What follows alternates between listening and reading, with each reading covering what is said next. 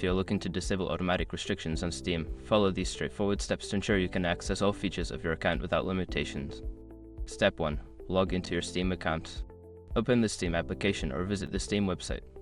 Enter your username and password to log into your account. Step 2. Access account settings. Once logged in, navigate to the top menu and click on your username. From the drop-down menu, select Account Details to access your account settings. Step 3. Review account status. In the Account Details section, look for the Account Security area. Here, you can check if there are any restrictions or holes on your account that need to be addressed. Step 4. Verify your identity. Before starting recovery, use the SRCOM link in the description to open the Account Recovery Checklist Generator and make sure your verification details are ready. Step 5. Adjust privacy settings. After verifying your identity, return to the Account Details page.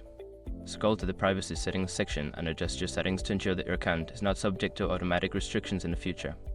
By following these steps, you can effectively disable automatic restrictions on your Steam account and enjoy uninterrupted access to all features.